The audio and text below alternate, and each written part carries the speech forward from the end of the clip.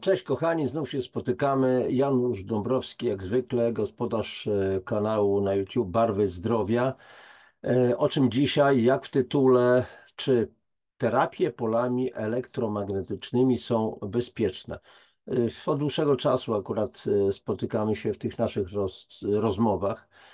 Przynajmniej raz w tygodniu audycja na temat pól elektromagnetycznych. W ubiegłym tygodniu mieliśmy wywiad z panem Andrzejem Fiedorukiem i w najbliższym czasie następna będzie rozmowa właśnie z Andrzejem. Prosił, żeby go nie nazywać panem Andrzejem, więc po prostu z Andrzejem, wywiad z Andrzejem, rozmowa z Andrzejem. Natomiast w ramach takiego jakby wstępu przed tą rozmową, bo będziemy rozmawiać właśnie dużo o polach magnetycznych, no przynajmniej z 30 minut, tak myślę. Więc czy te terapie są bezpieczne? Bo między innymi pan Andrzej Fiedoruk, Andrzej, mówił o swoim urządzeniu MIM-2, miniaturowy impulsator magnetyczny, zresztą ja też to wykorzystuję. Masa osób w całej Polsce, nie tylko w Polsce, za granicą, nawet w Stanach Zjednoczonych to wykorzystuje. Więc czy te terapie są bezpieczne? To jest oczywiste, zrozumiałe pytanie i sensowne pytanie, zwłaszcza w tym czasie, kiedy no, kilka lat temu wprowadzana była taka nowa technologia, którą nazywam technologią pięciu grześków. Wiecie, o co chodzi. Dzisiaj będziemy mówić oczywiście skrótem i tak dalej, a więc technologia 5G. Natomiast jest sprawa taka, czy to jest bezpieczne, czy to niebezpieczne. Więc te nowe technologie i te terapie polami magnetycznymi i tak dalej. I tutaj trzeba zrozumieć to, o czym ja mówię ciągle, że my jako ludzie, jako istoty w ogóle, a więc również mam na myśli rośliny, zwierzęta, wszystkie formy życia, pławimy się od milionów, miliardów lat na planecie, na naszej planecie, na Ziemi, pławimy się w oceanie pól elektromagnetycznych. Z tym, że te pola elektromagnetyczne i nasz wzrost, nasza ewolucja, niezależnie czy to był akt stworzenia jednorazowy, czy też stwarzanie w czasie, jednocześnie jakieś zmiany, grzebanie w genetyce i tak dalej, a w ogóle o genetyce falowej warto coś tutaj powiedzieć. Myślę, że zrobimy sobie taką audycję na temat genetyki tak zwanej falowej. Ale to już w tej chwili mniejsza z tym, więc nasze organizmy przystosowywały się, mówię nasze, czyli wszelkich istot żywych, nie tylko człowieka, ale roślin, najprostszych form życia, przez miliardy lat. I my jesteśmy przyzwyczajeni, przystosowani do pól magnetycznych o natężeniu pola magnetycznego Ziemi. I w związku z tym wszelkiego rodzaju urządzenia terapeutyczne, które mają naśladować w jakimś sensie te pola magnetyczne Ziemi, które sterują wszystkimi procesami w naszym organizmie, które wpływają na nasz organizm. Właśnie te wszystkie pola terapeutyczne mają być bardzo zbliżone do pola magnetycznego Ziemi. I tutaj chcę od razu powiedzieć, że istnieje na świecie taki komitet Międzynarodowego Stowarzyszenia Ochrony przed Promieniowaniem, IPPA, który po prostu ustalił pewne takie sztywne normy, założył, że oczywiście po wielu badaniach i tak dalej, że można uznać, że te terapie polami, w ogóle te pola bezpieczne, to są pola o częstotliwości 50 Hz i indukcji, czyli tak zwanym wpływie magnetycznym, bo indukcja to jest tak zwany wpływ, znaczy o wielkości 100 mikrotesli. Co to jest ta mikrotesla? Otóż w ogóle Tesla to jest podstawowa jednostka indukcji magnetycznej, czyli wpływu. To jest właśnie jedna Tesla. Mikrotesla, no militesla to jest 1000 razy mniejsza od Tesli. Z kolei mikrotesla jest 1000 razy mniejsza od militesli. A więc tutaj mamy jedna mikrotesla, to jest jedna milionowa Tesli po prostu, czyli 10 do minus 6 Tesli. W starych układach, jeszcze w nieistniejącym już układzie CGS, jednostką natężenia, znaczy wpływu indukcji pola magnetycznego był tak zwany jeden Gauss. i 1 Gauss to jest 1/100000 Tesli, czyli 1 Tesla to jest 10 tysięcy Gaussów. Ale to są takie smaczki, nie musicie tego wiedzieć, pamiętać, to jest taka po prostu drobna ciekawostka. I teraz wracam do rzeczy. I teraz, jakie natężenie, jaki jest wpływ, czyli indukcja pola magnetycznego Ziemi? Wiadomo, że Ziemia nie jest idealną kulą. W związku z tym jest równik, są bieguny. Promień, czyli od środka Ziemi do bieguna, to jest mniejsza odległość niż od środka Ziemi do po prostu do tego punktu na równiku. W związku z tym na równiku mamy natężenie, tak się przyjmuje, oblicza się około 35 mikrotesli. Na biegunie to jest około, słuchajcie, 75 mikrotesli, więc można przyjąć średnio, że natężenie, indukcja pola magnetycznego Ziemi to jest w granicach około 50 mikrotesli. To jest taki wzorzec, do którego mamy się po prostu dostosowywać. Ogromna większość urządzeń, które mają zastosowanie w terapiach magnetycznych, to są urządzenia o indukcji właśnie, no, mam na myśli przede wszystkim urządzenia do magnetos, tak zwanej stymulacji. To są urządzenia bazujące na indukcjach rzędu właśnie mikrotesli, a więc do około maksymalnie 100 mikrotesli.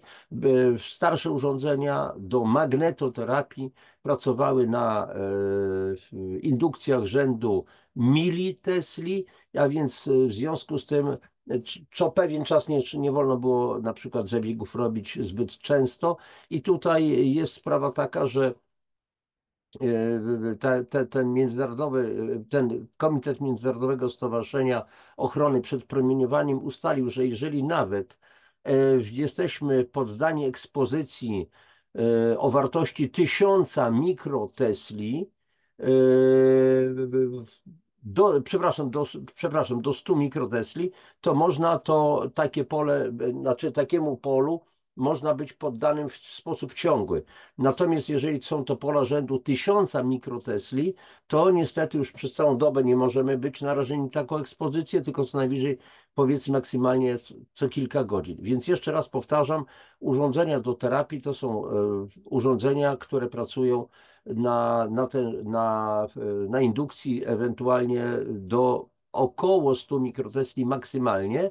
Natomiast są urządzenia również w tym zakresie, które po prostu wytwarzają pola rzędu mikrotesli, więc 5 mikrotesli, przepraszam, więc w tym momencie nawet naprawdę trzeba mieć bardzo czułe magnetometry, żeby stwierdzić obecność takiego pola, więc to jest absolutnie bezpieczne, a jeszcze w porównaniu z polami wytwarzanymi przez nasze komórki, to nawet nie ma absolutnie porównania, więc kobiety w ciąży, ludzie z rozrusznikami serca mogą bez problemu po prostu użytkować tego typu urządzenia.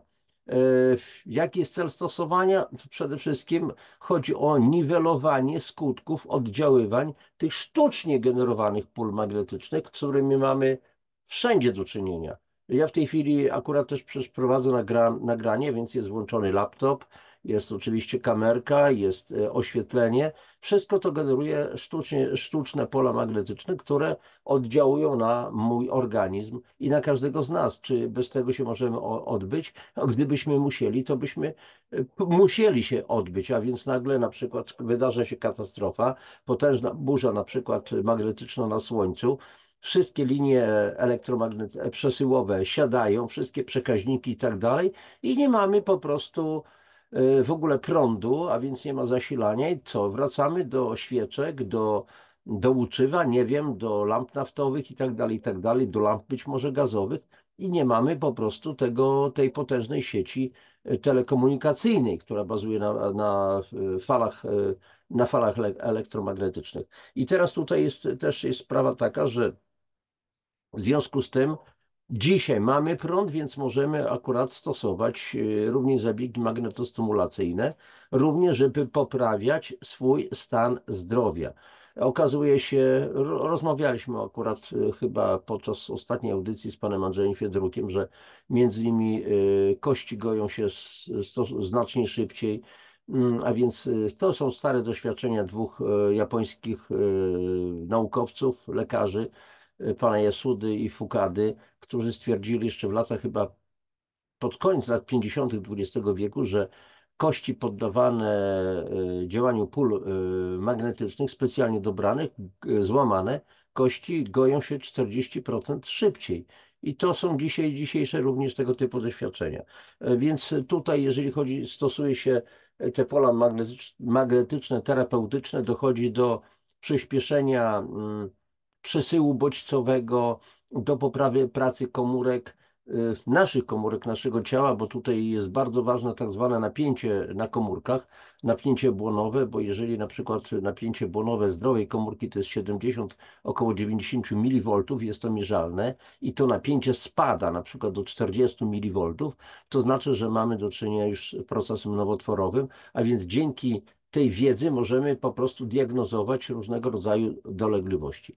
Więc reasumując to wszystko, jeżeli mamy do czynienia z różnego rodzaju aparaturą, która wytwarza terapeutyczne pasma pól elektromagnetycznych, to najprawdopodobniej będą to urządzenia bezpieczne. Z tym, że jest sprawa też taka, żeby wiedzieć dokładnie o co chodzi, dlatego że na przykład mogą być stosowane pola o bardzo dużych natężeniach, a więc rzędu na przykład militesli czy wyżej, czy zasilane bezpośrednio prądem i w związku z tym tam, gdzie jest 50 Hz na częstotliwość po prostu impulsów prądu, czyli takiego jak mamy w sieci, to już może być niebezpieczne.